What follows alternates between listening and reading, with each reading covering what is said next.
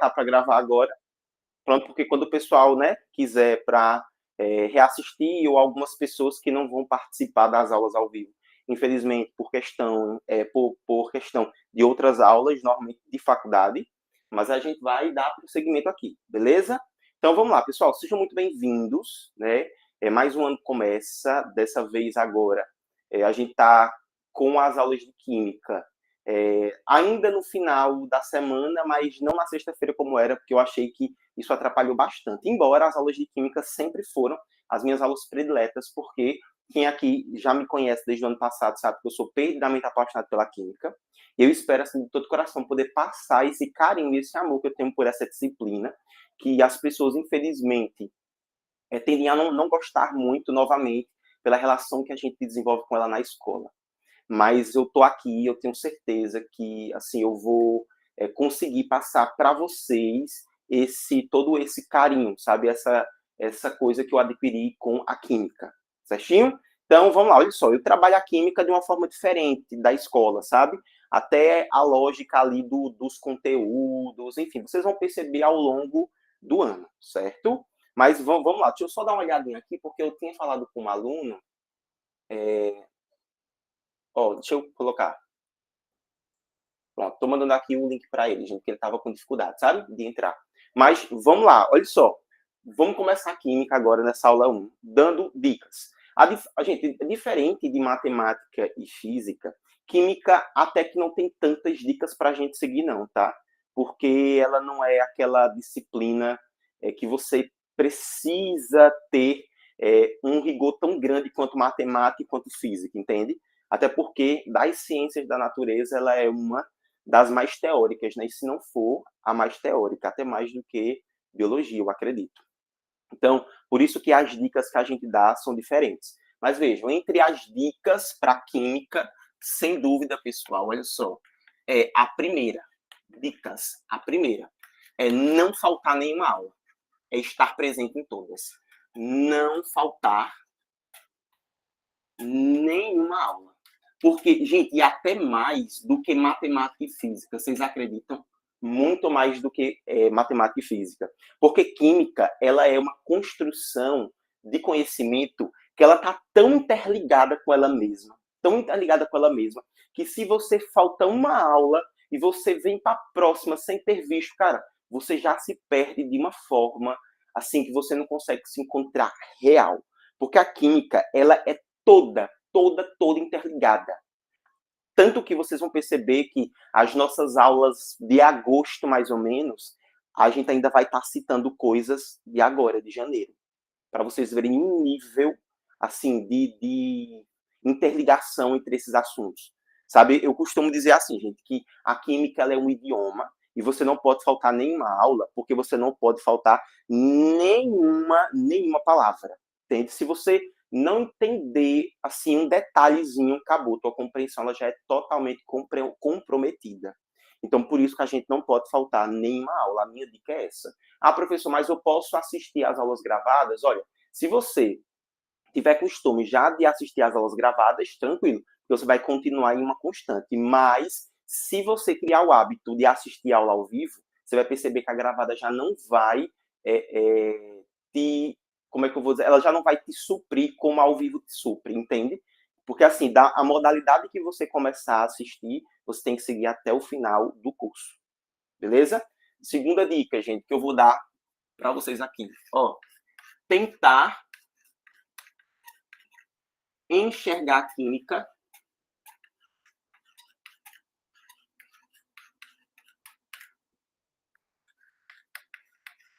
no seu dia a dia. Certo? Tem que enxergar, gente. Não tem para onde correr. Porque, assim como física, que eu disse para vocês, que é ciência da natureza, ou seja, vai estar trabalhando as relações que acontecem no nosso dia a dia, na natureza em si, a química é do mesmo jeito. Só que vocês sabiam que a química é até mais fácil de você conseguir enxergar no seu dia a dia. Porque, veja, a química ela está em tudo que você pensar. Em tudo, absolutamente tudo. Até o rótulo do creme para cabelo, para pentear que você usa, tem química. Então, assim, Tente enxergar, sabe? Se dedique à química. Você vai perceber, inclusive, que sua aprendizagem para a biologia, por exemplo, vai melhorar em muito. A forma que você vê o mundo vai melhorar. Tanto que as aulas de química são aulas que eu trago muitas curiosidades do nosso dia a dia, porque não dá para a gente, Jéssica, se desprender, entende? Não dá para eu chegar aqui em vocês e dizer assim, olha, que eu vou ensinar para vocês a química teórica, e essa química teórica vai ficar, não, puxa, a química não é teoria, entendeu, Gabi? A química, ela tá na prática mesmo, né? A gente tem aquela parte físico-química, sim, que tem uns cálculozinhos e outros mais chatinhos, tal, mas na grande maioria, né, em 90% dos conteúdos da química, são bem teóricos, mas são teóricos práticos. Dá para a gente enxergar isso no nosso dia a dia. Enquanto você não enxergar isso no seu dia a dia, você não vai ter capacidade, Bianca, de enxergar a química na folha de papel, que a prova do Enem vai te passar. Então, assim, tudo que a gente vê na sala de aula, aí eu falar assim, olha, isso daqui é usado em um produto, em um cosmético. Pô, então tenta ver na tua casa se você tem esse tipo de coisa também. Entende? Tenta criar o hábito de ler a composição, de ler rótulo. Isso tudo vai te ajudar. Ajuda muito. Parte de orgânica mesmo, meu Deus do céu. Olha, só aprende orgânica quem lê composição, quem lê rótulo de produto de limpeza e de cosmético, certo? Sim, é muito aplicável. E o Enem quer justamente isso de você. Entendeu? Tanto que a química aqui eu não vou ensinar vocês a estar decorando absolutamente nada, certo? Eu vou ensinar vocês a entenderem o processo e enxergar isso daí na sua casa, na sua vivência. Beleza? Então, ó, tá aqui, ó. Primeira dica: não faltar nenhuma aula. Tentar enxergar a química no seu dia a dia, certo? Isso aqui é crucial. E a terceira, ó, que é, assim como todas as disciplinas de ciência da natureza, ó, repetir os conceitos aprendidos. Então, tipo assim, ó, vamos supor, vou resolver a lista de exercícios. Não é isso, Bianca? Ó, o professor foi e deixou a lista de exercícios, uma lista ali de 98 questões, que química eu gosto de quantidade mesmo, né? E essa, tanto que vocês vão perceber que química agora, a lista, eu vou passar duas listas, tá? Uma lista mais básica, com menos questões, e outra lista avançada mesmo, de aprofundamento, que não é optativa. Antes que vocês me perguntem, professor, eu fiz, a lista é menor, tá bom? Não, tem que fazer as duas, entende? Vocês vão perceber que o número de questões é altíssimo. Mas por quê? É altíssimo. Porque, Bianca, é só ler e responder. Acabou, não precisa ficar fazendo cálculo. Então, você pegar ali, tipo, uma hora, Gabi, em uma hora, você vai resolver o triplo de questões que você resolveria em uma hora de matemática. Entendeu como é? Outra coisa, professor, preciso praticar todo santo dia? Não. Todo santo dia, não. Mas você pode ir alternando, entende? Dentro do seu planejamento, da sua meta de questões, você pode colocar, por exemplo, 5 questões de química, entende? Ou pode colocar assim, 5 questões, um dia sim, um dia não. Entendeu? Não precisa desse rigor todo, não. Certo? Vocês vão perceber que química a gente aprende e não esquece, não. É uma disciplina que fideliza com muita facilidade. Beleza? Então vamos lá, olha só. Começando mesmo agora, o estudo de fato. Vou passar umas linhas aqui, gente, só para dividir o quadro, tá? Porque senão eu acabo escrevendo direto e aí eu não consigo aproveitar o espaço do meu quadro, tá certo? Olha só, gente, vamos começar com a parte mais importante da química. Tem que lembrar o seguinte, viu, Feitosa? Não é porque uma coisa é básica que ela é fácil, não. Ela é básica porque ela é crucial para a gente entender as coisas que vêm à frente. Por exemplo, eu acho muito mais fácil a parte de inorgânica do que essa parte aqui que é de química geral. Mas a parte de química geral é que é considerada química básica. Entendeu? E para tu entender a química inorgânica, tu precisa entender a química geral. Certo? A química geral, gente, é aquilo que, inclusive, tem na tabela periódica. O problema dos alunos hoje em dia, querem aprender química sem saber mexer na tabela periódica. Sendo que a tabela periódica é o manual da química. Como é que tu vai mexer em uma coisa, em uma máquina muito complexa, se você não leu o manual, entende? Então você precisa saber mexer naquilo. Então, ó, vamos começar aqui com um assunto chamado de atomística. Atomística, ou também, Feitosa, o estudo do nosso querido átomo. Olha a relação com a aula de física. Quem está na minha turma de física viu que a gente falou bastante sobre a parte química. E hoje nós iremos voltar a falar, inclusive, da parte física, porque ciências da natureza não estão separadas em cada um em sua casinha. É todo mundo junto, né? Isso, todo mundo junto e misturado. Não adianta você aprender química, mas você não aprender física, porque você não vai conseguir aplicar os conhecimentos. Porque a prova não é de química, a prova não é de física, a prova não é de biologia. A prova é de ciências da natureza, que são todas elas juntinhas, abraçadinhas, assim como ciências humanas. Fechou? Então vamos lá, gente. Átomo na química, não só na química, mas em todas as outras ciências, mas principalmente na química, a gente diz que é a menor unidade da matéria. Certo? Átomo é a menor unidade, ou também o que a gente chama de unidade fundamental da matéria. Então deixa eu puxar aqui, ó, um link e vou botar menor, ver se vocês vão entender isso aqui, ó, menor unidade da matéria. Oxe, o que é que diabo significa isso? A gente falou na aula de física ontem, mas como tem pessoas que não estão na aula de física, eu vou repetir.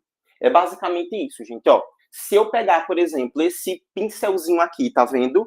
Da Giotto, e eu começar, Gil, a quebrar ele em vários pedacinhos, e esses pedacinhos eu começar, Vitor, a quebrar em outros pedacinhos, em mais outros pedacinhos, em mais outros pedacinhos, em mais outros, até eu chegar de um modo que eu quase não consiga dividir. Aquela menor unidade, chegar a um ponto que, para a divisão, para eu poder fazer a divisão, para poder cortar ele, tá muito difícil, aí eu atingi o que os caras chamam de átomo. Tá vendo? É a menor unidade da matéria. Então é isso, é basicamente ó, eu pegar alguma coisa e ir cortando ela chegar num espaço tão pequenininho, que eu já não consigo mais cortar. Aí vocês sabiam disso? Olha só. Falando da etimologia da palavra, etimologia, que eu gosto muito de trabalhar com língua portuguesa, certo? A palavra átomo. Olissa, o A significa o quê na língua portuguesa? Negação. Negação. E vocês estão vendo essa palavra tomo, vou até botar, ao invés de átomo, eu vou botar átomos, que fica mais bonito. Vocês estão vendo a palavra tomos? Gente, essa palavra tomos, ela significa ela significa partes, tá vendo? Divisão. Isso significa divisão. Tomos significa divisão, ou seja, átomos significa não divisão, ou seja, indivisível. O átomo, até então, né, no começo do seu estudo, era considerado uma partícula que você não conseguia dividir. Ele era indivisível. Só que, claro, né, o nome continuou, mas os estudos foram evoluindo e vimos que sim, era possível fazer uma divisão. É possível você, inclusive, quebrar esse átomo. Mas aí a gente vai ter que entrar no conteúdo de radioatividade. Porque você consegue pegar essa menor partícula, Bianca, e quebrar ela. Sabe como? Fissão nuclear. Vocês lembram da Segunda Guerra Mundial? A bomba que foi lançada no Japão. Ou foi na, não, foi na primeira ou foi na segunda, gente? Pelo amor de Deus. A bomba que foi lançada no Japão? Na segunda. Segunda Guerra, não foi isso? Pronto. Na Segunda Guerra. A bomba que foi lançada no Japão utilizou a tecnologia de fissão nuclear. Gente, fissão significa quebra. Ou seja, os caras pegaram um elemento, o átomo dela e quebrou. Olha a energia que foi gasta. Aí, ó, foi possível dizer sim que o átomo ele era divisível. Tá vendo? Eu conseguia dividir, eu consigo partir esse átomo, mas para isso eu preciso de muita energia. Mas até então o átomo, pelos que se conhecia dele, não era possível ser divisível. Por isso que a palavra é essa. Tranquilo? Aí vejam só, deixa eu pegar aqui o meu roteiro, que eu gosto de seguir o meu roteiro, senão eu me perco todinho, tá? Então, vejam, é a menor unidade, que a gente também chama de unidade básica, certo? Até então era conhecida como uma partícula que a gente chama de partícula indivisível. E aí, olha só, o estudo desse átomo aqui, gente, foi dividido em vários modelos, né? Porque vários pensadores, na época, não eram químicos, tá, gente? Olha que informação interessante. Não eram chamados de químicos, eram chamados de alquimistas, que eram pessoas que mexiam com poções, pessoas que mexiam com várias outras coisas, né? Que a gente conhece hoje como química. Mas não existia até então a profissão de químico, né? Normalmente quem mexia com química eram botânicos, que não eram biólogos, tá? Botânicos eram pessoas que trabalhavam apenas com plantas, eram médicos, muitos médicos, eles trabalhavam também, né? As próprias bruxas também, porque, eu não sei se vocês sabem, mas olha que interessante, quando um homem mexia com química, ele era chamado de alquimista. Quando a mulher mexia com química, ela era chamada de bruxa e ela ia para a fogueira. Olha que interessante, né? Que legal, cara, que legal. Ou seja, eu quero formar todos vocês aqui, principalmente as meninas, para todas vocês serem consideradas bruxas e irem para a fogueira. Mas, ó, vamos lá. Foi dividido em vários modelos atômicos, viu, gente? Muitos modelos atômicos. Aí cada modelo atômico tem a sua característica. Mas antes da gente falar do modelo atômico, bora falar de duas leis que são importantes para a química, que são as duas leis, Feitosa, que regem a química. A primeira lei, vou até botar aqui, ó. Vou até botar aqui, ó. Leis da química. A primeira lei é a famosa lei de Lavoisier. Lavoisier, que também é conhecida como a lei da... Ui, cadê? E também é conhecida como a lei da conservação das massas. Então, eu vou botar aqui, ó, Lavoisier, conservação das massas. Conservação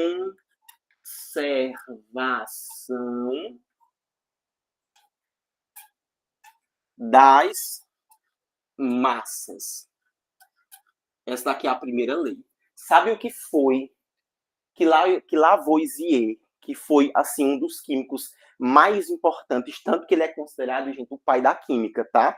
Lavoisier, assim, foi um dos caras que mais contribuíram hoje para o que a gente conhece de química. Ele é simplesmente assim um cara fantástico, né? Na área das ciências da natureza, nos cursos de engenharia química, de química, tanto licenciatura quanto biológicas, ele é endeusado mesmo, sabe? Porque ele é o pai da química.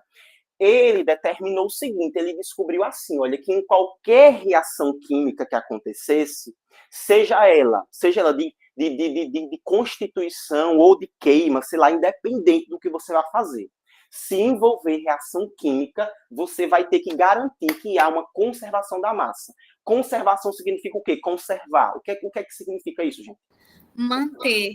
Manter, muito bem. Então, ó, independente de você ter na reação ali acontecendo com qualquer elemento, as massas devem ser conservadas. Hoje, professor, o que é que isso daqui significa? Vamos supor que eu queira, sei lá, eu queira sintetizar, ou seja, queira fazer uma molécula de água. Beleza? Uma molécula de água. Gente, a molécula de água, eu vou utilizar duas substâncias. Ou melhor, substâncias não. Vou utilizar dois elementos, dois átomos, certo? Eu vou utilizar o hidrogênio, que é o gás hidrogênio. Depois de um tempo, a gente vai aprender que tudo que é gás, a gente não pode representar somente pela letra, tem que colocar um 2 embaixo. Então, veja, o hidrogênio na química, eu represento pela letra H, mas o H sozinho é só o átomo de hidrogênio. Se eu quero utilizar o gás hidrogênio, eu preciso necessariamente colocar o H2. Então, veja, para a constituição da água, eu vou ter o H2 e eu vou juntar isso com o oxigênio. Novamente, oxigênio não é gás? Então, o O sozinho é o átomo de oxigênio. Se eu quero o gás oxigênio, eu preciso ter o O2. Então, veja que eu tenho o H2, vou juntar com o O2, isso daqui vai me resultar do outro lado em H2O. Tá vendo? H2O. Só que se liguem, como eu tenho dois hidrogênios aqui, né, tenho dois caras aqui, aí eu teria que basicamente fazer aqui um balanceamento. Não leve em consideração ali o balanceamento não, tá, gente? Que nós não iremos aprender agora, certo? Mas sabem que a equação da constituição da água é essa daqui. Eu vou pegar 1 mol de hidrogênio e vou juntar com 2 mols, no caso com meio mol de oxigênio, e eu vou resultar ali em uma água, certo? Então, o que é que Lavoisier ele conseguiu provar? que se eu faço essa reação em um ambiente fechado, lembra do que a gente sempre vem falando, né? Que um ambiente precisa estar hermeticamente fechado, tenho que garantir que não tenha contato com o meio. A massa desse lado tem que ser igual à massa desse outro, porque vocês estão vendo essa setinha. Essa seta aqui, gente, na química significa, ela representa como se fosse uma parede, entendeu? Uma parede. Aí olhem para a seta. Antes da seta, a gente diz que são os reagentes, ou seja, são os ingredientes que eu coloquei. Numa receita de bolo feitosa, seria, por exemplo, o ovo separado, o leite, a farinha, as quantidades da receita. Então, antes da seta, a gente chama esses caras de reagentes. Reagentes. O que está depois da seta, a gente chama isso daqui de produto. O produto seria, por exemplo, o bolo pronto, o bolo feito. Depois que eu misturei, entendeu, Gabi? Depois que eu misturei, botei no forno, que saiu o bolo prontinho, ele vai estar aqui nos produtos. Depois de um tempo, a gente vai aprender que cada hidrogênio ele tem como massa exatamente 1 grama. Então, olha só, cada hidrogênio ele pesa 1 grama. Já o oxigênio, cada oxigênio, ele pesa exatamente 16 gramas. Então, vamos lá para a gente analisar os reagentes, que são os ingredientes que a gente utilizou. Veja, nós utilizamos 2 hidrogênios, não foi isso? Se cada hidrogênio tem 1 grama, quanto de hidrogênio a gente usou? 2 gramas. 2 gramas. Então, vejam, ó, 2 gramas de hidrogênio. Mas, se liguem, aqui é o O2. Eu vou até tirar esse O2 aqui para não confundir vocês, porque eu sei que tem uma galera que confunde muito. Vamos supor que, sei lá, o gás oxigênio fosse representado mesmo só pelo O, tá certo? Vamos fazer assim, fica melhor de entender. Se cada O tem 16 gramas, para fazer uma molécula de água, eu não utilizei, teoricamente, um oxigênio também. Então, quanto que eu utilizei ali? 16. Muito bem.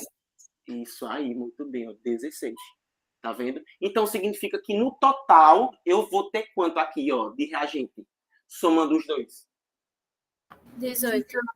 18, perfeito, gente. Então, ó, nos reagentes, ou seja, reagentes ingrediente. Então, Bianca, de ingrediente eu tenho 18 gramas. Bora analisar no final o produto, quanto foi que deu, ó. Quantos hidrogênios eu tenho aqui? No H2O? 2. 2. Então, quantas gramas? Eu tenho um total só de 2 hidrogênio. gramas. 2 gramas, muito bem. Já de oxigênio eu tenho quantas? 16. 16, muito bem, porque só tem um oxigênio. Então, no total, eu tenho quantas gramas? 18. 18. Olha, vocês estão vendo? O tanto de ingrediente que eu tinha no começo, no fim da receita, eu tive que continuar com a mesma quantidade. Tá vendo? Isso daqui é a lei de Lavoisier, na prática. Desde que o sistema esteja fechado.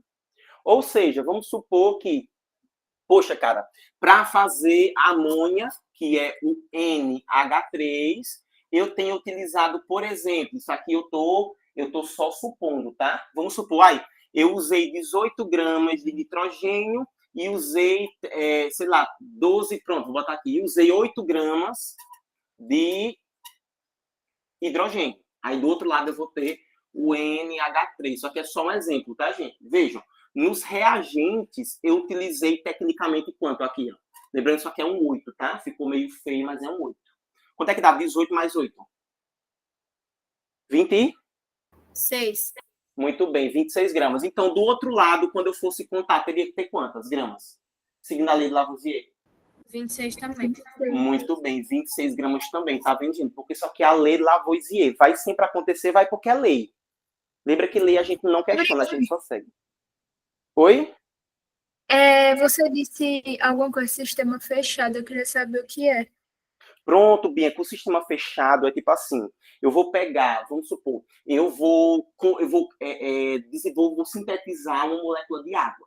Então, eu pegaria, Bianca, tanto o hidrogênio quanto o oxigênio e eu colocaria ele dentro de um recipiente, de modo que tanto o hidrogênio quanto o oxigênio, eles não tivessem contato com o ambiente fora. Porque, ó, Bianca, por exemplo, tu já viu aquela experiência que o pessoal pega bicarbonato de sódio e mistura com vinagre, e aí ele espuma, né? E aí saem aquelas bolinhas, né? De ar. Tem isso, né? Se você for pegar essa experiência, Bianca, e você botar em cima de uma balança, e vamos supor, o recipiente que você colocou, tanto o vinagre quanto o bicarbonato de sódio, se tiver aberta, Bianca, a partir do momento que você misturar os dois, você vai perceber que na balança o peso vai diminuir. Por quê? Porque parte da reação saiu em forma de CO2. Entende? Porque só transformou em CO2. Mas se você fechar ele, você vai perceber que o mesmo peso que estava antes da reação vai continuar.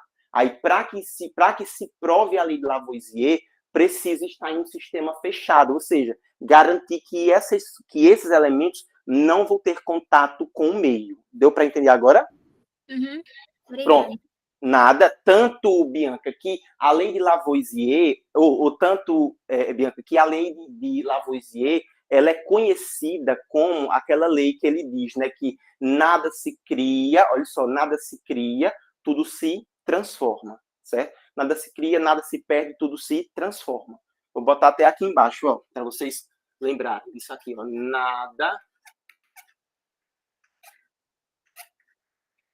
nada se cria,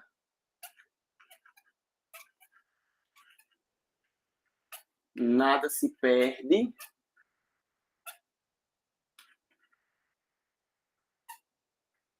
tudo se transforma.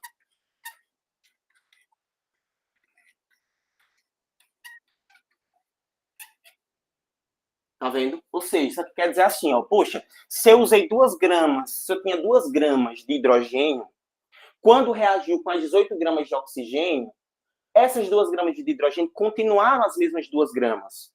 Ela não apareceu do nada, entendeu? Pronto. Sabe essa lei de Lavoisier? Ela foi usada, vocês já estudaram, aqui eu acredito que sim, a maioria, eu acredito que vocês lembram, daquele conteúdo de biologia da origem da vida, que a gente fala sobre Lamarck e a gente fala sobre o outro doidinho lá. Pronto, vocês lembram que tinha aquela crença de que os ratos eram criados utilizando roupas sujas. Vocês lembram disso? Isso, a biogênese. Não era isso? Pronto. Ó, a lei de Lavoisier veio justamente para anular esse tipo de pensamento. Para você ver que nada ia se criar do nada, nada ia se perder. Tá vendo? Tudo ia se transformar. Tá vendo? Foi utilizado para isso daí. Tipo, então, assim, você não ia pegar aquela coisa, no caso, tipo assim, você não ia pegar uma roupa que estava suada, que estava suja, e dali ia surgir um rato do nada. Não. Você precisava ter os elementos certos, entende? Então, ó, a lei de Lavoisier também é aplicada na biologia e também na física, que a gente havia falado na aula de ontem. A galera que estava aqui viu que a gente também comentou sobre Lavoisier lá. Beleza? Mas, gente, diz aí se deu para entender até agora. Ou se eu embananei a cabeça de alguém. Pelo amor de Deus, tudo certo, né? Muito bem. Por então, enquanto tá de boa. Tá de boa, né? Daqui a pouco eu vou fazer umas perguntas a vocês, tá? Sobre isso daqui, se liga. Vimos então a primeira lei, lei de Lavoisier. A segunda lei, que é uma das mais importantes, é a lei de Proust. Vou botar assim, ó, lei de Proust. Ó. O nome do cara é estranho, mas saibam que ele foi muito gente boa e muito massa para química, tá? E essas leis, gente, são coisas bem basais, sabe? Que fazem muito sentido mesmo, né? Você não precisa necessariamente decorar, você tem que entender aquilo ali e ver que, não, cara, realmente faz sentido o que o cara diz, conservação das massas. Cara, é isso mesmo. Porque, tipo, se eu pego um copo com água, misturo sal nessa água, se eu trocar de recipiente, mesmo que eu troque, vamos supor, eu coloquei aí a água junto com o sal, deu exatamente 1 quilograma. Pô, se eu trocar de recipiente, vão continuar as mesmas 1 quilograma. Então, tem que conservar, realmente, né? Isso eu queria te perguntar agora, porque, tipo, eu sou muito ruim com decorar, com aprender nome e, tipo, associar nome ao que a pessoa falou. Mas é mais importante eu focar no que ele fez, né? Isso, muito bem. Você não precisa, Feitosa, lembrar, tipo, por exemplo, que foi Lavoisier que disse isso, certo? Tranquila. Só que, posso ser sincero contigo, aqui a gente vai falar tantos nomes,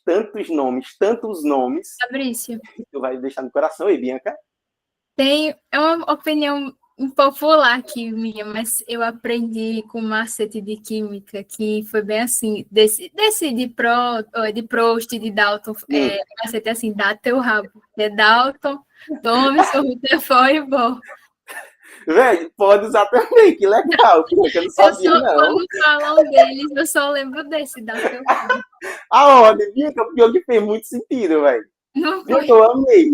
amor. Pronto, eu só aprendi assim. Ei, Bianca sendo mais educadora do que o próprio educador. Ai, mano, amei, velho. Quem quiser seguir, segue, velho. Massa demais. Vamos lá, ó. Agora, essa lei de Proust aqui, gente, ela vai falar sobre as proporções. Ela é a lei que a gente chama de lei das proporções constantes, certo? Vou botar aqui, ó. Ela fala sobre proporção. É basicamente assim, vejam, ó. Eu gosto de fazer analogia, quando eu gosto de trabalhar com esse negócio muito formal, não, vocês já perceberam isso.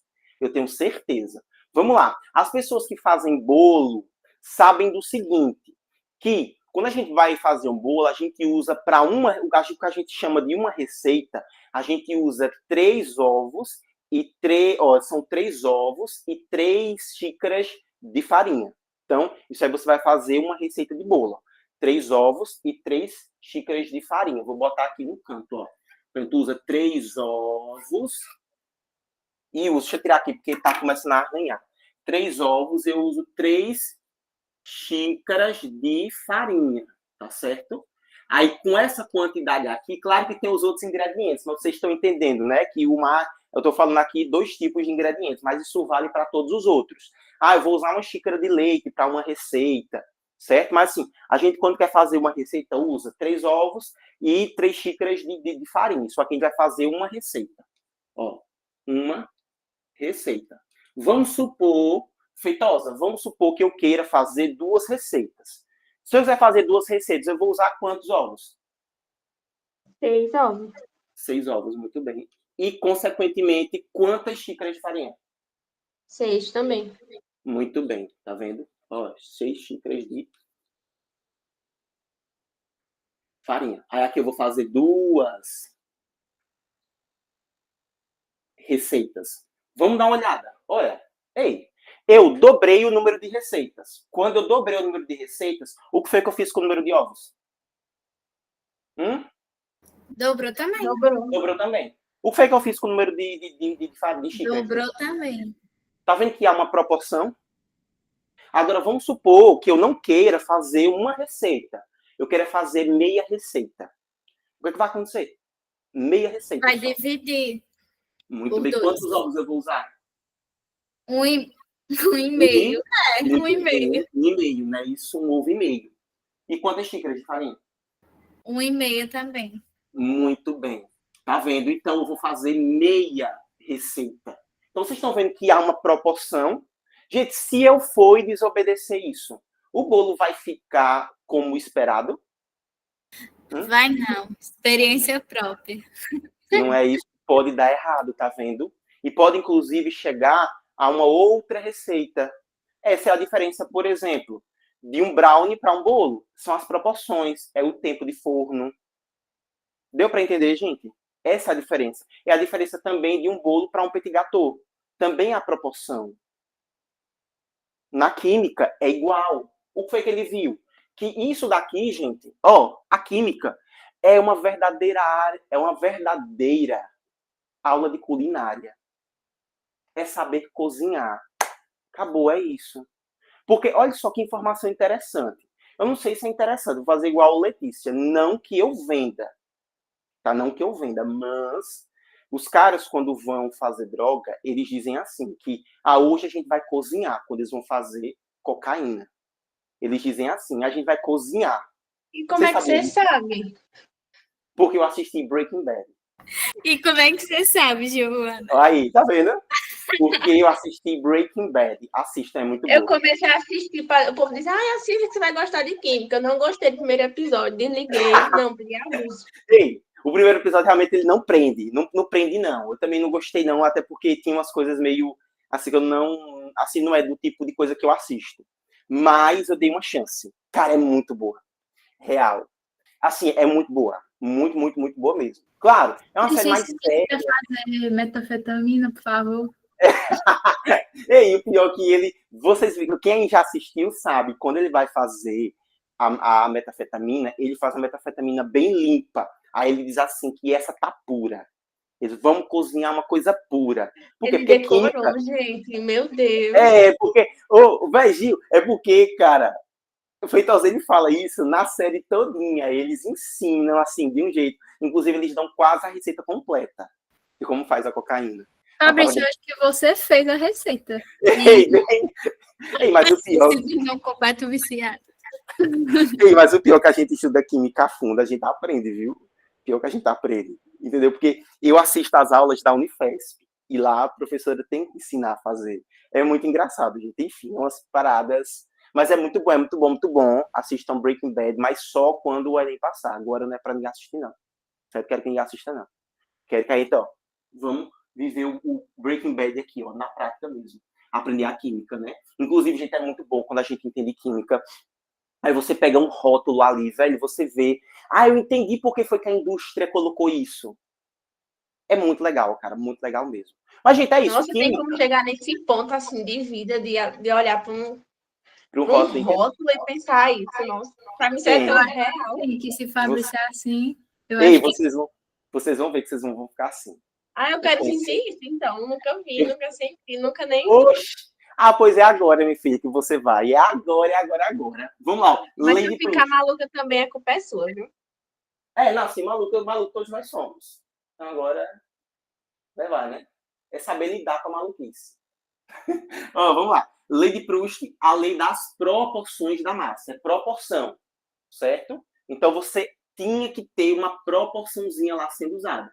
Então vamos supor, olha só, para fazer uma molécula de água, percebam, para fazer uma molécula de água, eu precisaria tecnicamente de 2 hidrogênios com 1 oxigênio. Isso aqui eu teria uma molécula de água. Então, se eu quisesse fazer 2 moléculas de água, e agora, o que era que eu tinha que ter, hein? Se eu quisesse fazer 2 moléculas de água? Teoricamente, 4 hidrogênios. Muito bem, vou até botar assim. Oxigênios. Vou até botar assim, fica melhor, né, de entender. Pronto. Aí eu teria que ter 4 hidrogênios com 2 oxigênios. Muito bem, tá vendo? E assim por diante, porque isso aqui é a lei das proporções. Aí, ó, novamente, como o Feitosa tinha perguntado, preciso, tipo, lembrar do nome do cara? Não. Eu só preciso saber que eu preciso seguir isso daqui. Tanto que futuramente vocês vão ter que seguir isso quando a gente for aprender a balancear equações. Quem fez química comigo ano passado sabe que a gente aprendeu a balancear. E balancear não é se ligar na quantidade de massa, na conservação da massa e nas proporções, ou não, gente? Estou errado? Balancear não é isso? Aí quando a gente aprende isso aqui, aí fica no nosso coração. Porque a gente ainda vai falar sobre Lavoisier e a gente ainda vai falar sobre Proust muito ao longo do nosso curso inteiro. Aí vocês vão terminar falando. Eu espero, assim, que Química seja a disciplina predileta de vocês. Foi da maioria das pessoas que fizeram comigo no ano passado, tá? Modéstia à parte. Mas a galera elogiava muito, assim, Química. Muito, muito mesmo. Que eu gosto, cara. Isso aqui é muito bom. Então, ó, vimos aqui lei de Lavoisier, lei de Proust. Terminado isso daqui, agora sim a gente vai entrar nos modelos atômicos, que foi o que Bianca tinha falado aí, ó. Os modelos atômicos, ó. Os modelos atômicos. Agora, gente, se liga, independente do modelo atômico que seja aqui, todos vão ter que seguir, sabe o quê? As leis de Lavoisier e as leis de Proust. No caso, e a lei de Proust. Tem que seguir. Ah, mas o cara estava falando sobre átomo. Isso aqui, ó, é básico do básico. Então, independente de quem seja, tem que seguir isso. Beleza? Gente, os modelos atômicos foram estudados naquela época porque os caras queriam entender como que funcionavam as coisas. Então, veja, como é que eu vou entender como é que funciona o corpo humano se eu não consigo entender o que é que constitui ele? Como é que eu vou entender sei lá, a resistência de um material, se eu não sei, se eu não entendo o que é que constitui ele. Então eu preciso. Tudo é constituído de átomos. Por quê? Porque é a unidade básica, a menor unidade da matéria.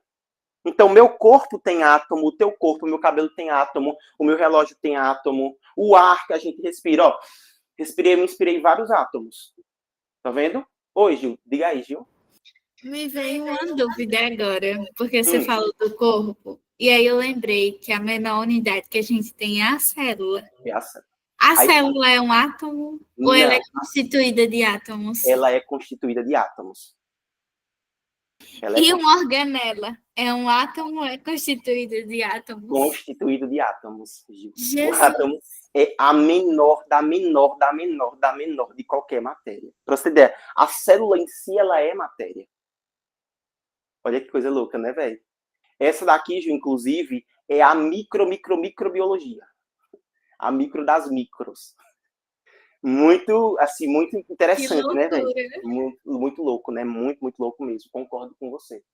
Então, vejam, ó, modelos atômicos. O primeiro modelo, gente, ó, sem muita enrolada, tá? O primeiro modelo atômico foi o modelo de Dalton, tá? Então, Dalton foi o primeiro cara que pensou no modelo atômico. Ele pensou isso aqui em 1808. Em 1808, o cara começou a fazer lá, desenvolver os seus estudos. Inclusive, eu já peço aqui para que vocês quebrem esse paradigma de achar assim, que o cara começou, então é porque o modelo dele é o menos importante e foi o que mais teve erro e tudo mais. Não, não é pensar assim, tá certo? Não pode pensar assim. Por quê? O cara fez em 1808. Imagina, se hoje em dia, com tanta tecnologia que a gente tem, já é difícil descobrir as coisas, imagina em 1808, que os caras andavam a cavalo ainda. Então, tem que prestar muita atenção nisso, tá? O modelo de Dalton, na minha concepção, é o mais importante. Sabe por que ele é o mais importante, gente? Porque ele foi o primeiro a ser pensado. Antes disso, ninguém falava sobre átomo. Sabe quais eram as ideias acerca do que a gente conhece como constituição da vida? Eram aquelas ideias... Muito bem, filosofia. As ideias aristotélicas, né? Que tudo eram os 5 elementos: água, terra, fogo, ar. As pessoas pensavam que o nosso corpo era gerado por isso, o que não faz nenhum sentido hoje. Mas por que não faz nenhum sentido? Porque esse cara passou a pensar que, não, peraí, não faz sentido o meu corpo ser feito de água, fogo, terra e ar. Peraí, não. Tem que ter uma outra coisa que constitui, entendeu? E o que constitui é o quê? O átomo. Esse cara foi o primeiro a pensar nisso. Tá vendo? Então, assim, na minha concepção, ele é o pioneiro. Ele foi o cara que, em termos de estudo de átomo, ele é o mais importante. Acabou. Mas ele cometeu muitos equívocos, muitos erros. Tranquilo, beleza, o que acontece com todo mundo, entendeu? Mas ele foi, assim, primordial. Em 1808, esse cara aqui, que é Dalton, ele foi o primeiro cara a pensar. Mas vejam só, como ele não tinha tanta tecnologia, o pensamento dele foi mais limitado. Então, qual foi a primeira ideia de átomo que ele pensou? Ele pensou que o átomo fosse uma bola maciça. Tanto que o modelo de Dalton, a gente conhece, eu vou perguntar daqui a pouco para vocês os nomes populares que a gente dá a esses caras. Ou melhor, que a gente dá os modelos que eles proporam. Dalton, Bianca, a gente conhece ele como sendo o modelo da bola de bilhar. Bola de bilhar. Tanto que foi ele que constituiu esse nome, gente, de átomo. Certo? Por ser bola de bilhar. Gente, a bola de bilhar é uma coisa mole ou uma coisa dura? A bola de bilhar. Dura. Então, ó, bola de bilhar. Por quê? Dalton pensava que o átomo ele era uma coisa assim, ó. Acabou. Tá vendo? Uma bolinha dura. Pronto. Ou seja, era uma bola que era maciça. Ó, certo? Opa. Maciça. Agora sim, era uma coisa maciça e, além disso, era indivisível. Indivisível. E também era uma coisa que ele pensava na época ser indestrutível. Indestrutível. Essas daqui eram, as características do modelo atômico de Dalton. Ele tinha na ideia dele que o átomo era uma bola mesmo, uma bola de bilhar, certo? Uma bola de sinuca. Era uma coisa que era maciça, ou seja, uma coisa dura, indivisível e indestrutível. Gente, cuidado para não confundir, ou Feitosa, ou Vitor, cuidado para não confundir indestrutível e indivisível. Veja só, indestrutível em que sentido? Eu não conseguia quebrar. Deu para entender, Gabi? Eu não conseguia quebrar o átomo, que é o que a gente conhece hoje como fissão nuclear. Eu não tinha esse conhecimento, certo?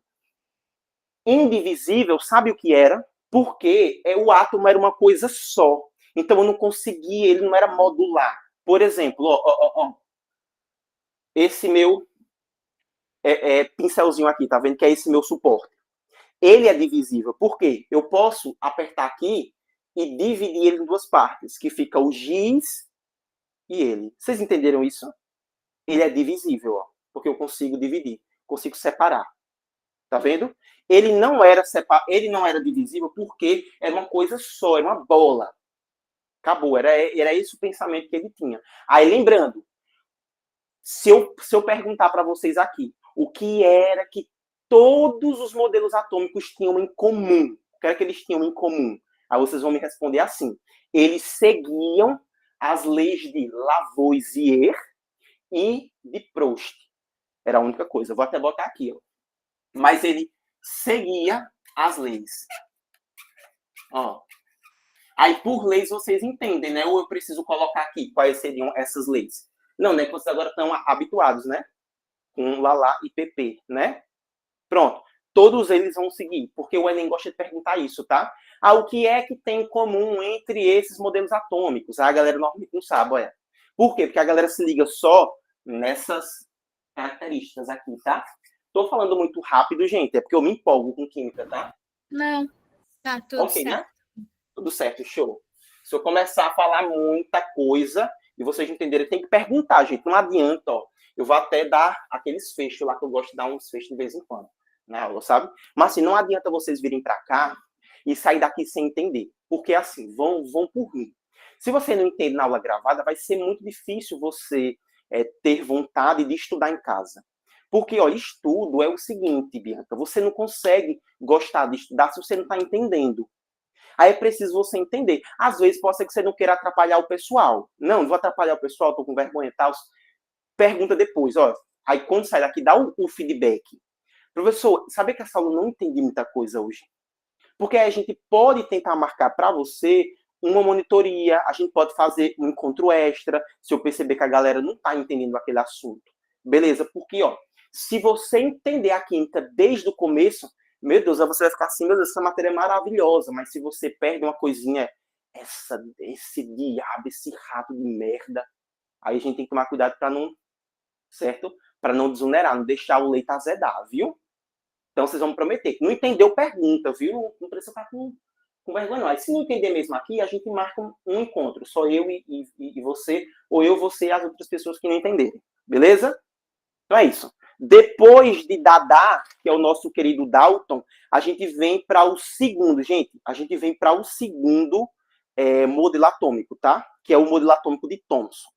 Mas antes da gente partir para o modelo de Thomson, bora falar sobre alguns princípios que o modelo de Dalton tem. Mas assim, os princípios tu não precisa decorar não, tá? É só entender. Veja bem, o primeiro princípio em relação, ou seja, princípio era o que Dalton acreditava, tá? Todos eles vão ter os princípios, mas os princípios de Dalton são aqueles que são mais falados. O primeiro princípio de Dalton era que ele acreditava em quê? Porque ele foi o pioneiro no estudo dos átomos, então ele precisava justificar o seu estudo. Então, por que foi que ele quis estudar esse átomo? Porque ele dizia assim, ó, que toda matéria ela é formada por pequenas partículas que não se dividem. Quem são essas pequenas partículas que não se dividem? Átomo. Os átomos. Foi a primeira justificativa que ele deu. Esse é o primeiro princípio.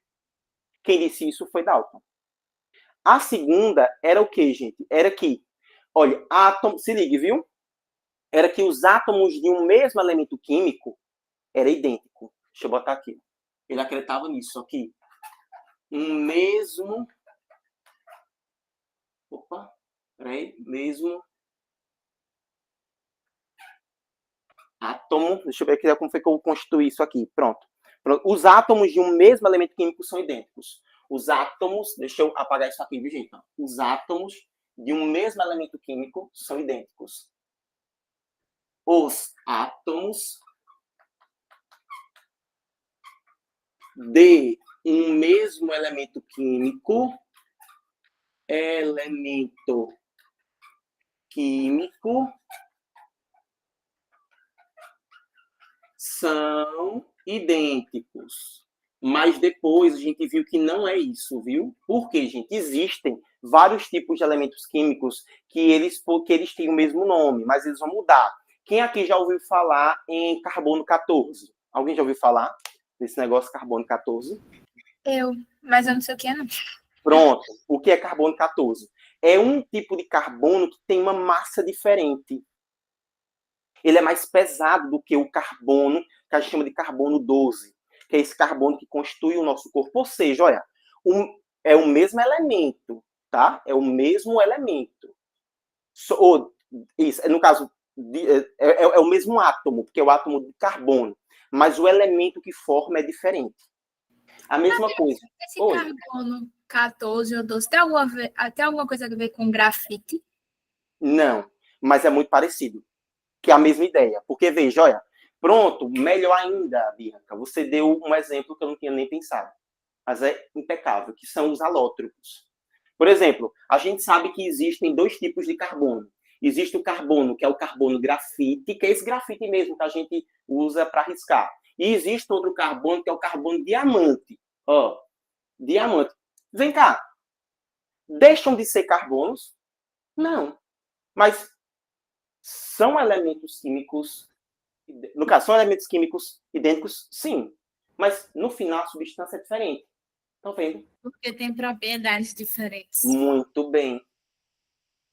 Está vendo? A mesma coisa o carbono 14 e o carbono 12. Então, nisso daqui, que era um princípio que Dalton acreditava, ele acabou pecando um pouquinho nisso, porque ele dizia que os átomos de elementos químicos, de um mesmo elemento químico, são idênticos. E não é. Tá vendo? Que eu posso ter um átomo que ele é diferente. Por exemplo, a gente tem aquele hidrogênio que a gente chama ele de hidrogênio 2, que é um hidrogênio mais pesado. Inclusive, tem uma água que a gente chama de água pesada, que ela tem muito na Índia, ela tem muito, na verdade, no Oriente Médio, que o pessoal mergulha e é como se a água puxasse ele para baixo, assim, fosse uma água mais pesada mesmo, sabe? Que a gente, inclusive, representa o hidrogênio que a gente conhece com a letra H, certo? Ele é o H. Mas o hidrogênio, que a gente diz que ele tem massa 2, que é um hidrogênio mais pesado, a gente representa ele como sendo o D. Aí a gente diz que água pesada representa assim, como o D2O.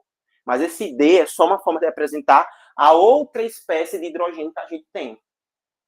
Certinho? Mas o que a gente precisa focar aqui, bora focar, porque às vezes eu me perco um pouco, aí pode confundir o pessoal. O que é que eu quero que vocês entendam disso? Os princípios que eram o que Dalton acreditava.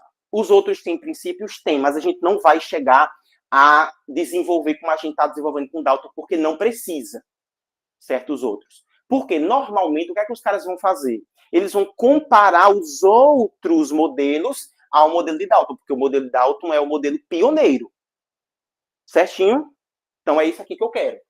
Só para a gente poder não confundir, porque senão fica muita informação e começa a ficar aquela aula muito carregada. Não é o que eu quero. Não quero que fique carregada, pelo amor de Deus. Eu quero que fique o mais leve que a gente puder, certo? Então, vejam, o primeiro princípio, que era a primeira crença de Dalton, era que os átomos de um elemento químico, eles eram idênticos, mas a gente viu depois que não são idênticos. Que um átomo pode gerar elementos diferentes, beleza? Eu posso ter ali o elemento que ele seja realmente diferente de um outro, certo? Mas que receba o mesmo nome. Aí vamos lá, o próximo dele foi o seguinte, que ele dizia que os átomos que os átomos de elementos químicos distintos, eles possuíam propriedades físicas e químicas diferentes. Deixa eu anotar isso aqui, ó. Átomos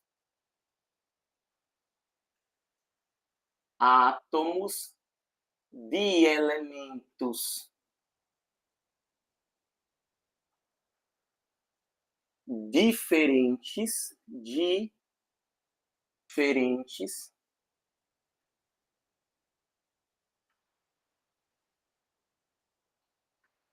possuíam propriedades diferentes também. Propriedades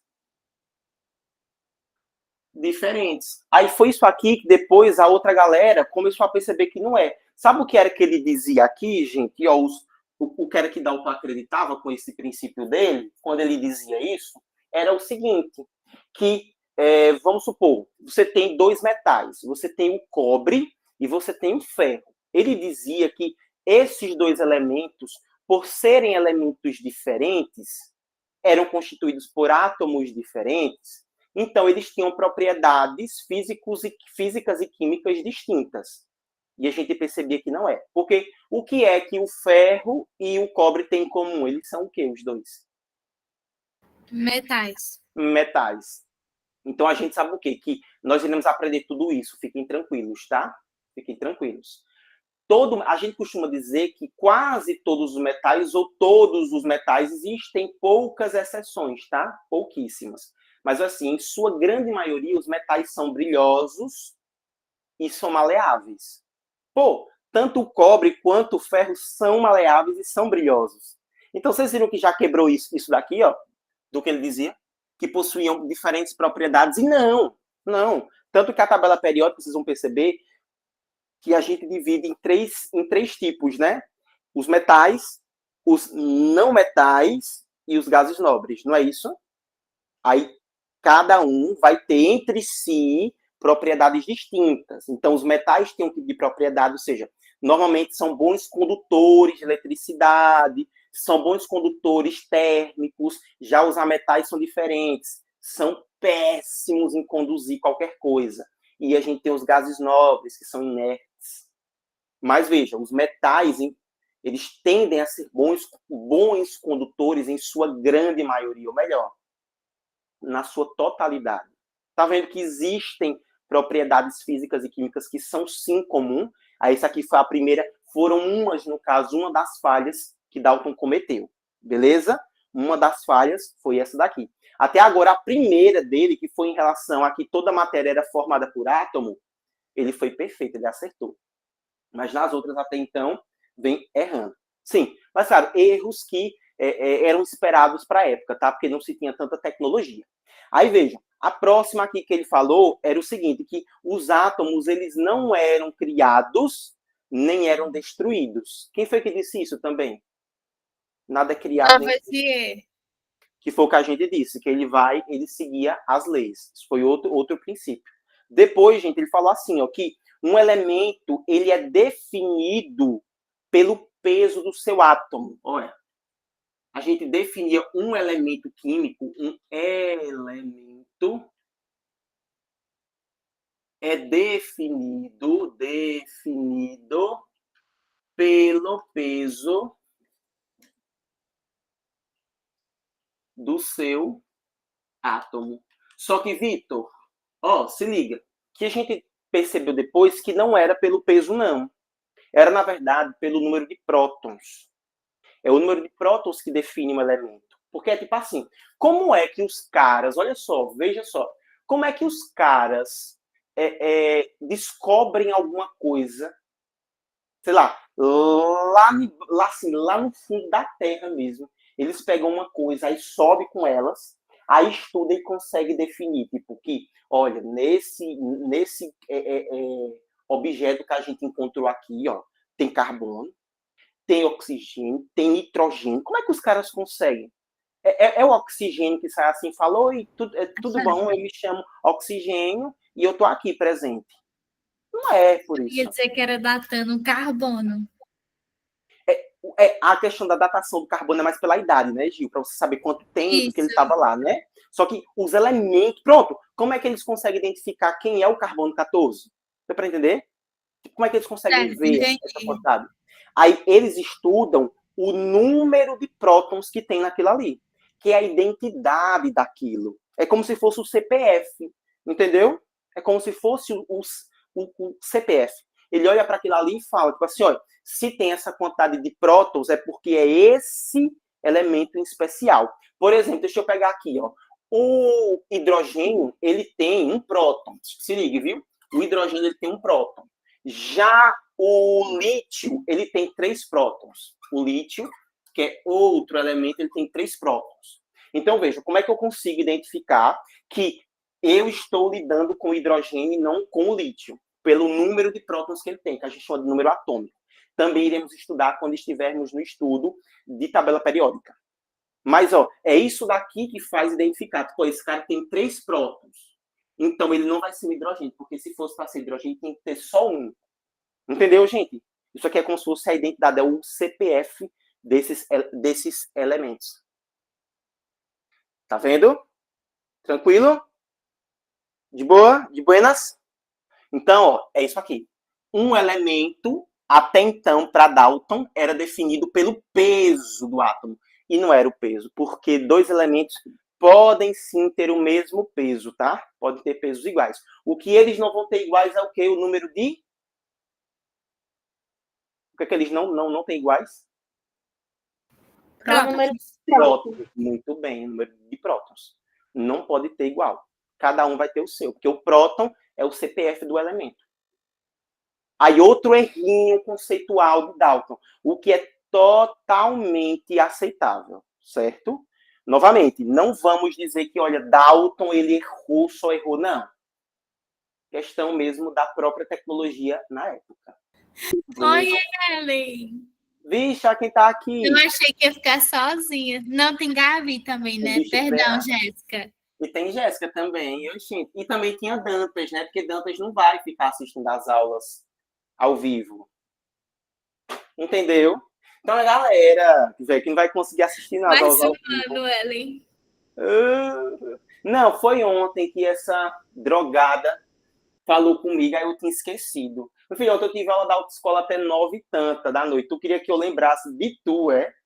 Quem é tu, menina? A cheiradeira foi a de Loló. Meu filho, eu sou a sua ídola. Sua diva. Olha. Vixe Maria. Nossa, tô nesse nível, é? Misericórdia. Não tô nesse nível ainda. Não tô passando fome ainda, não, tá? Pra ter tu como ídola, não, tá? Qual foi o cachorro que perdeu respeito pra tu poder pegar? Hein? Oh, meu amor, não tem, tá? Segundo modelo atômico é Thomson. Ó. Esse daqui, olha, agora esse cara aqui, ele é foda, gente. Ele começou a trabalhar nesse modelo atômico em 1898. Eita! Quanto tempo passou do primeiro para o segundo? 90 anos. Ou seja, basicamente um século. A gente passou um século acreditando nas concepções de Dalton. Então, vocês conseguem identificar a importância de Dalton para a química e o quanto que era difícil pensar nisso? Pô, o cara, mesmo cometendo vários equívocos, velho, só foi pensar em uma coisa diferente dele 90 anos depois. Quase um século, velho. Meu irmão, foi quase um século. Não foi coisa besta, não. Aí foi que Thomson viu, pô, o cara construiu um bom modelo. Mas esse modelo ainda tem, assim, tem muitos errinhos, sabe? Tem muitas coisas que não dá para entender. Porque, por exemplo, o cara que Dalton dizia em relação ao átomo, que ele era o quê? Maciço. Maciço. Então, veja, ele é maciço. E ele disse ainda que tudo era constituído pelo quê? Pelo átomo. Pelo átomo. Então, vem cá. O ar que a gente respira tem átomo? Isso, tem. Tem. Eita, então, se era maciço, não era para eu estar... Ô, Bianca, se é maciço, quando eu estivesse andando, não era para eu bater em um átomo de oxigênio aqui? Estava andando, aí bati. Não é maciça a coisa? Sim. Aí foi isso que Thomson pensou. Cara, sei não, velho. Não sei se é maciço, não. Entende? Tipo, não tem como ser maciço.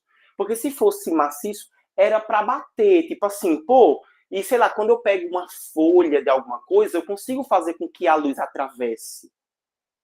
Mano, aí, cara, tá muito esquisito isso. Aí ele começou a estudar a natureza desse átomo. E sabe o que foi que ele descobriu? Que a natureza do átomo é elétrica. Elétrica. Que nosso corpo, que tudo que envolve a gente tem carga elétrica. Olha, quem é da minha turma de física, a gente falou disso ontem. de carga elétrica. Thomson foi quem descobriu, olha, ele descobriu o elétron. Certo? Ele descobriu esse elétron. Vendo que a gente tinha antes uma coisa que era 100% maciça. Diga aí, Bianca. Thomson só descobriu o elétron ou ele descobriu o próton e o nêutron? Só o elétron mesmo, viu? Só o elétron. Ele percebeu, na verdade, que o núcleo ele tinha uma natureza positiva, certo? Enquanto o elétron tem uma natureza negativa. Mas ele dizia que era o núcleo em si, Bianca, que era todo positivo. Né? Até então não se existia nada relacionado a nêutrons, por exemplo. Certo? Só a partir de Bohr mesmo que foi pensado nisso. Tá bom. Tá tranquilo? Então, ó, ele foi ele que descobriu o elétron. E como foi que ele descobriu esse elétron? Ele descobriu o elétron utilizando, gente, um experimento que a gente chama de experimento da ampola de Crookes. Deixa eu mostrar para vocês aqui que eu tenho esse experimento em vídeo para mostrar para vocês, que é justamente, deixa eu botar aqui, viu, gente? Modelos atômicos. Pronto. Ó, gente, a ampola de Crookes é basicamente uma lâmpada que tem um laser, certo? Que é uma lâmpada mesmo, tá, gente? E aí, o que ele fez? Vejam, ó. Pronto, inclusive, eu quero que vocês me lembrem. A natureza do elétron é o quê? O elétron... Negativa, muito bem. O elétron é a partícula que a gente chama da partícula negativa. E da parte negativa. Sabe o que ele fez? Ele pegou um corpo que está parecendo um ímã, né, gente? Mas não é um ímã, não, tá? Aí foi um corpo que ele deixou esse corpo ali, ele eletromagnetizou ele de modo que ele ficasse negativo, certo? Ele também deixou aquele cara ali, aquele corpinho que ele está segurando naquela pedrinha, ele fez com que ele ficasse todo negativo, só com partículas negativas. Tranquilo? E aí o que ele fez? Ele pegou aquela luzinha, né? A luz também é constituída de átomo, e ele percebeu o quê? Olha só. Tá vendo? E essa coisa aqui na frente, gente, essa cruzinha na frente aqui, é só um aparato que ele colocou, tá? Para poder gerar essa sombra que tá aqui, tá vendo? Ó? Enquanto você tem a luz sendo criada aqui, tá vendo? A luz chega nesse aparato que é essa cruzinha, bate e ela passa para lá, para o outro lado, tá vendo? Só que olha o que foi que ele percebeu, ó. Ele pega esse corpo aqui, lembrando que esse corpo aqui, ele foi eletromagnetizado de modo que ele ficasse com a natureza negativa. E olha o que é que acontece, ó, quando ele aproxima, ó, a luz aqui, ó. Tá vendo? Quanto mais próximo ele chega, ó, a luz começa a correr dele. Ou seja, ela vai se afastando. Como a luz é constituída de átomos, tá vendo ali? Olha, na verdade, não, ele nem chegou a polarizar, na verdade, né? Ele só fez com que fossem transmitidas apenas as partículas negativas para aquele corpo. Eletrizou, né? Aquele corpo foi eletrizado negativamente. Certo? A gente viu até ontem, não foi, gente? Os processos de eletrização, não foi? Esse corpo foi eletrizado. Aí vocês perceberam que, olha, toda vez que aquele corpo que estava eletricamente negativo, ele chegava perto da luz, a luz se afastava.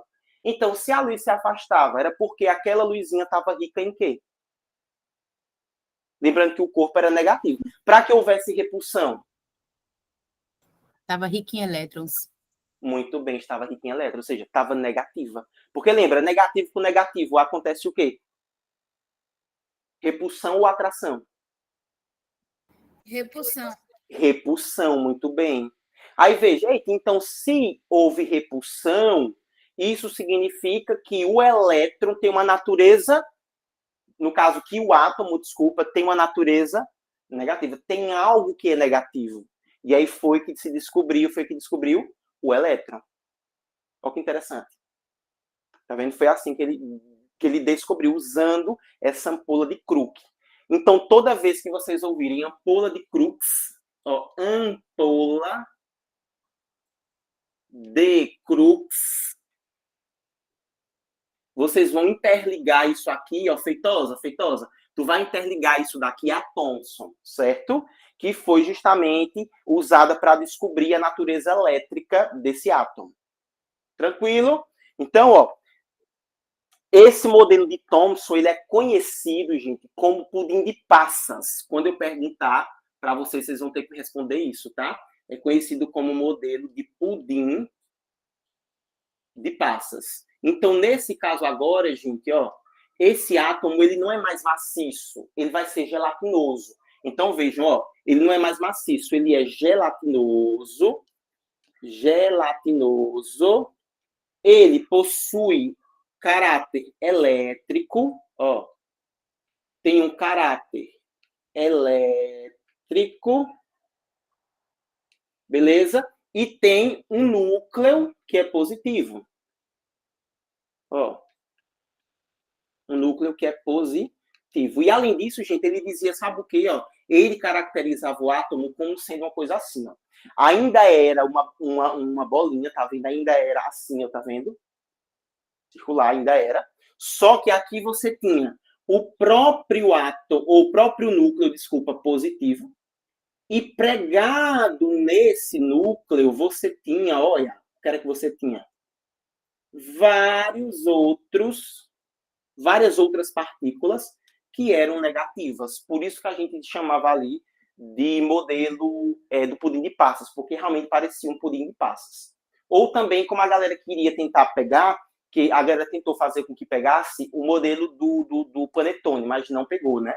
Aí a gente chamou de pudim de passas. Aí tem que lembrar que para Thomson, ele era gelatinoso, certo? Então, nesse caso agora, e também, veja só, além de ser gelatinoso, você tinha no núcleo, o núcleo sendo positivo, e pregadinho nesse núcleo, parado, você tinha o elétron, certo? Que estava pregado mesmo nesse núcleo. De boa, gente? Tranquilo? Aí, ó, agora, por ele ter uma parte positiva e uma parte negativa, significava que agora esse átomo, ele era divisível. Ó. Certo? Ele era divisível. Vai ter que lembrar, divisível é diferente de indestrutível, tá? É diferente. Ele era divisível. Divisível em que sentido? Você podia pegar, tirar esses elétrons, que ficaria a parte negativa, e teria ali a parte positiva, certo? Ele agora era divisível. É a única diferença. Então, ó, as diferenças entre Thomson e Dalton era que agora você tinha o elétron quem criou foi Thomson, e além disso ele era divisível e era gelatinoso. Depois desse cara, a gente teve Rutherford, que foi o terceiro. O terceiro. Agora sim a coisa começa a mudar. Que é Rutherford. Para vocês terem ideia, ele começou isso aqui em 1911. Eita, quanto tempo depois, gente? De 1898 para 1911, quanto tempo?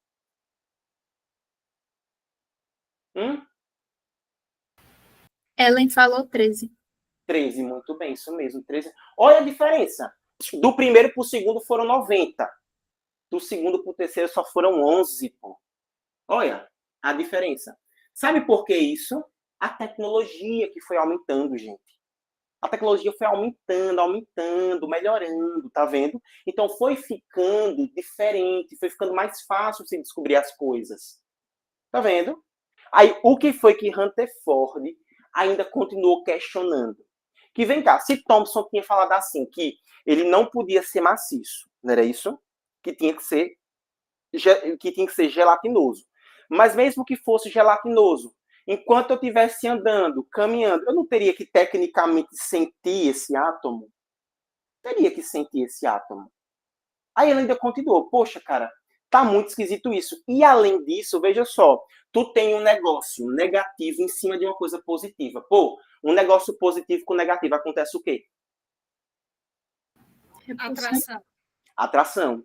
Então, esse negócio aqui não ia conseguir ficar inteiro, não, velho. Isso aqui tem que se desintegrar, não era isso? Porque, poxa, eu tô pegando negócio positivo, jogando em cima dele negócio negativo, tem que espremer, pô. Aí era isso que os caras não conseguiram pensar. Aí veio essa criaturinha Rutherford com um experimento chamado experimento de Geiger, que ele fez utilizando as partículas alfa, para perceber, sabe o quê? Que nós tínhamos a eletrosfera. Então, ó, Rutherford, ele é conhecido como o sistema planetário. Ele dizia que era como se você tivesse planetário. Era como se você tivesse o núcleo sendo o Sol e os elétrons estando ao redor dele como se fossem os outros planetas, que é o mais próximo do que a gente conhece, certo? Aí, eu vou lembrar de Rutherford com o quê, hein, Fabrício? Pelo amor de Deus, é só você lembrar da eletrosfera, foi ele que falou.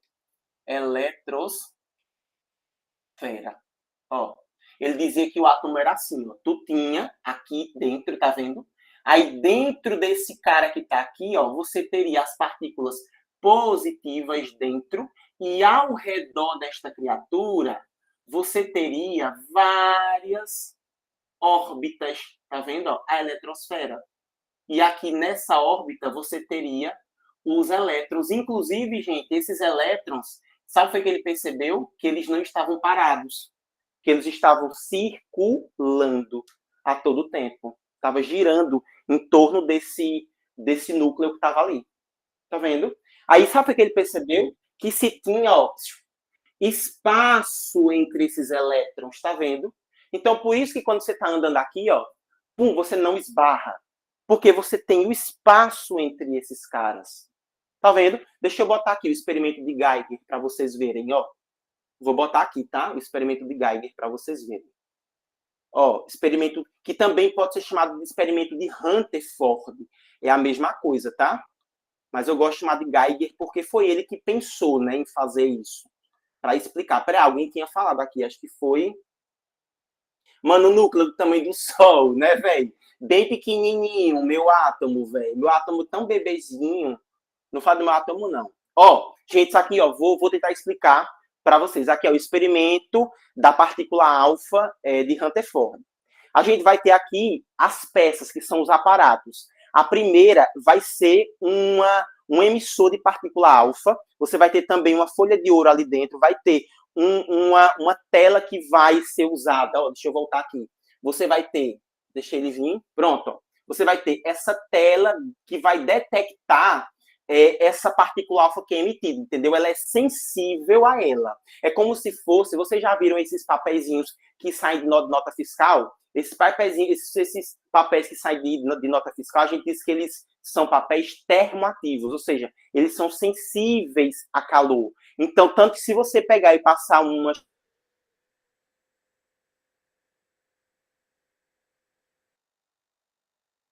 sensíveis a calor. Aqui era como se fosse algo parecido, só que essa folhinha que está aqui, ó, esse detector que está aqui, eu acho que vocês conseguem ver o meu mouse quando eu mexo aqui, ó. Alguém fala no microfone? Sim. Sim, né? Pronto. Essa folhinha aqui, gente, era um detector, era sensível a essa partícula alfa que está aqui. Tá vendo essa partículazinha que vai sair de dentro dessa caixa?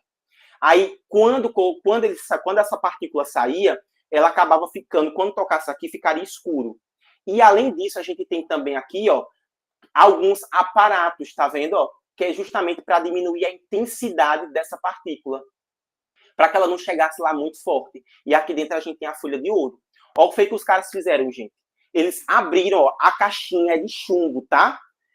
Essa caixinha que tem a partícula alfa era de chumbo. Aí eles abriram só um buraquinho bem fininho, só para sair, né, aquela partícula direcionada. Ó, você tem um material radioativo aqui dentro, tá vendo? Depois, inclusive, a gente vai fazer um teste com ela, hein? A gente vai pegar essas coisas que são cancerígenas, e a gente vai botar ela em exposição, para a gente ver quais são os prejuízos para a célula. Aí, ó, o aparato vai dar uma diminuída, tá vendo? Só que com ela a gente não vai fazer, vai deixar a partícula normal. Aí passa aqui dentro, ó, bate na folha de ouro. Eu quero que vocês me digam, se fosse maciça ou gelatinosa, seja, uma coisa que não tivesse espaço. O que era para acontecer com essa luzinha, com essa partícula que está batendo?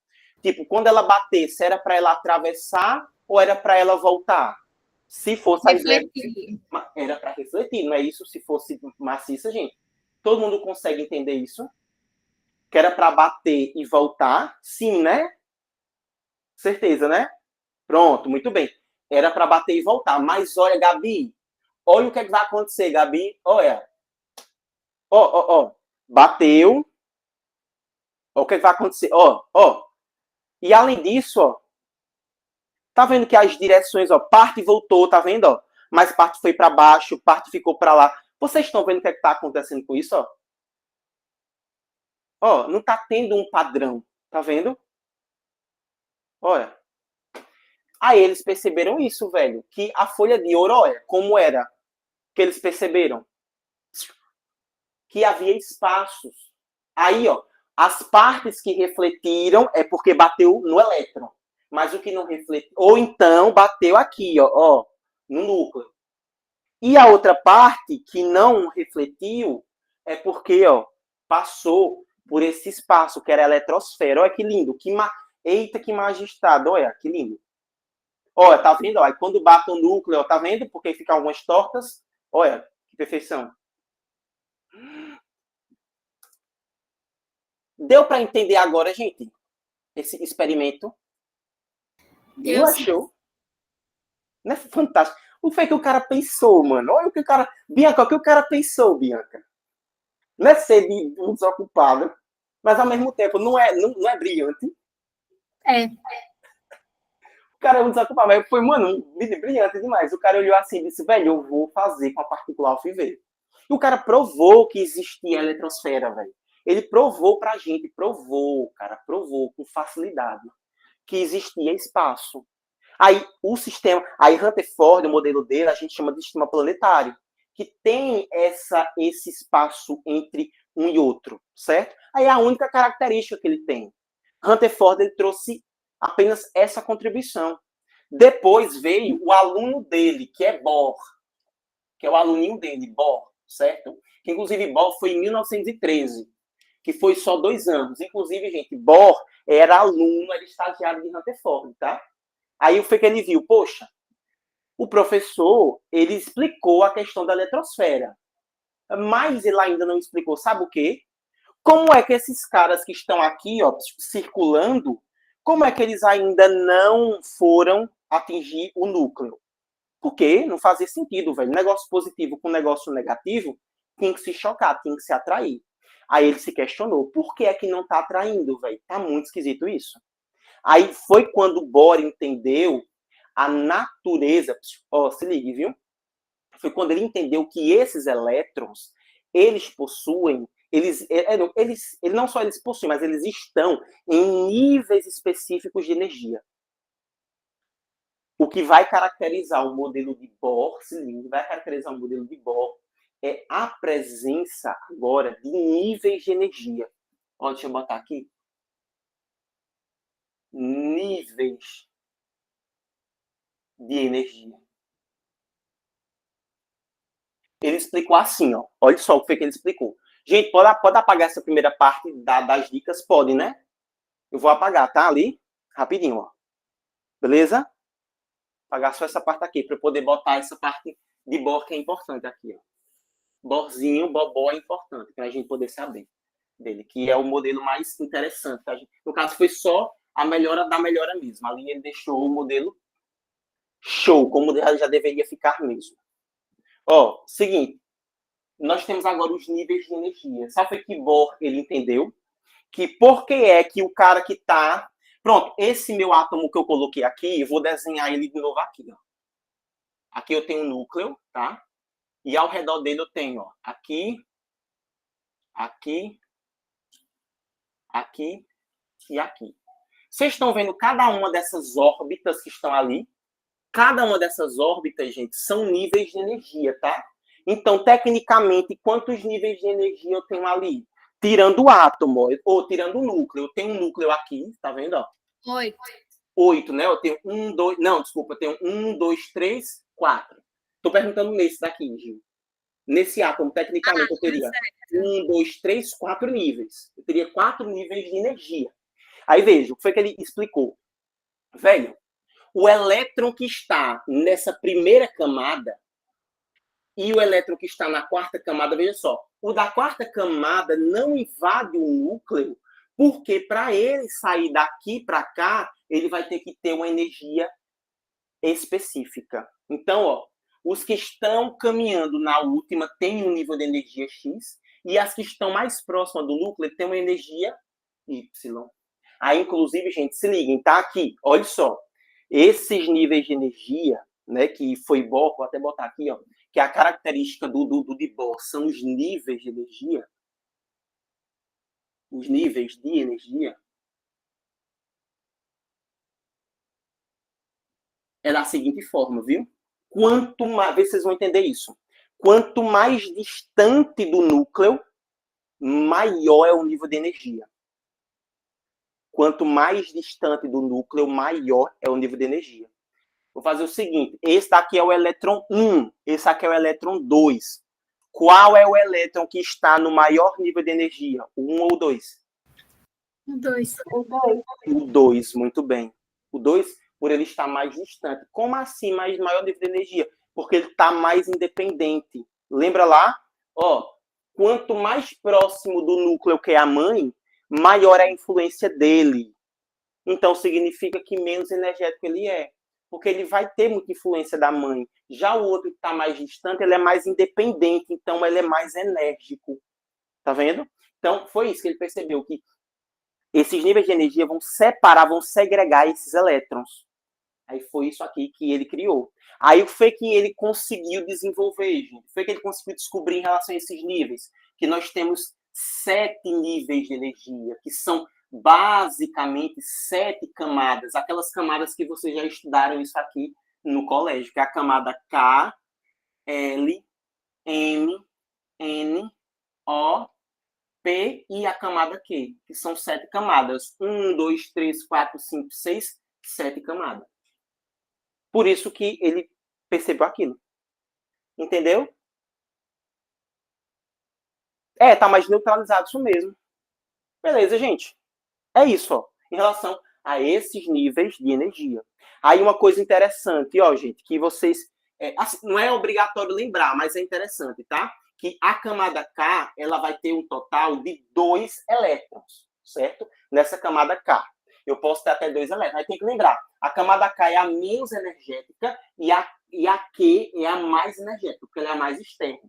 Na K eu posso ter até 2, na L eu posso ter até 8 elétrons distribuídos, na M eu posso ter até 18, na N posso ter até 32, na O eu posso ter também até 32, na P eu tenho um total de 18, e na Q eu vou ter 8 elétrons.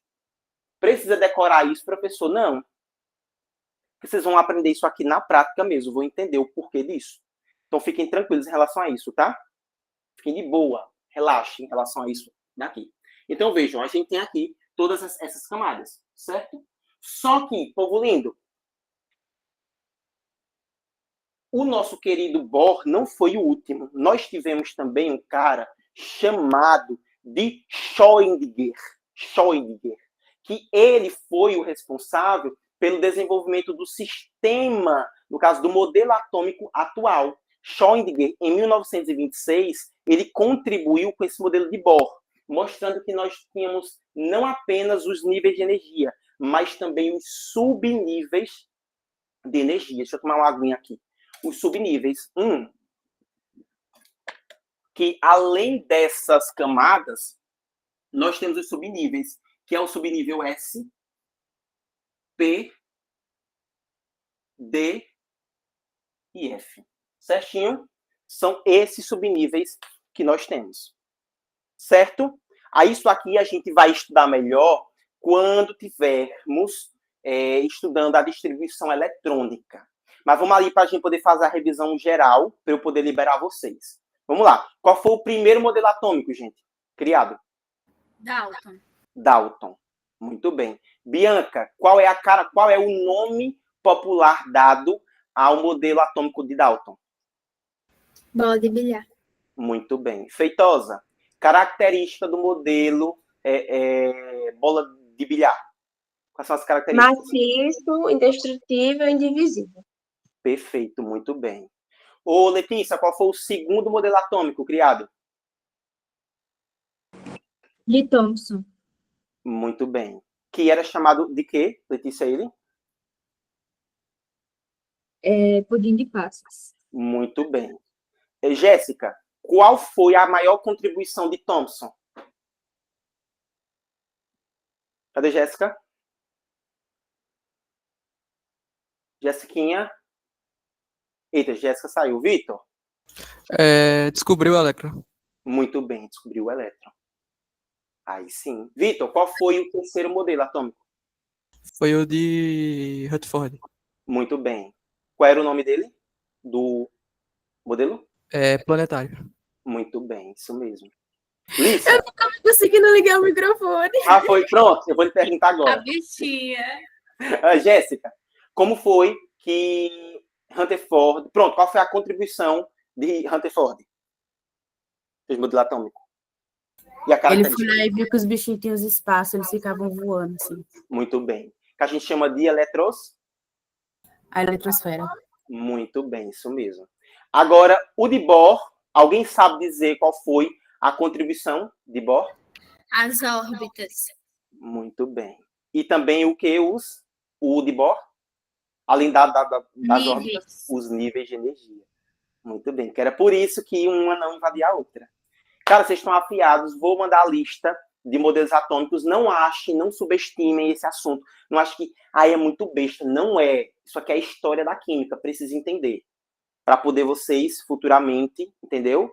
Desenrolarem bem a química. É isso, gente. Próxima aula a gente vem para corrigir algumas questõezinhas que eu vou deixar para vocês e aprender distribuição eletrônica de uma vez por todas. Beijo enorme, coração de vocês. Desculpem ter passado 3 minutos. Prometo que não vai mais acontecer e a gente se vê na próxima, viu? Cheiro, cheiro. Façam as questões. Na dúvida, me procurem, gente. Beijo. Lembre de parar a gravação. Pode deixar, viu? Tchau, gente. Muito obrigado, viu?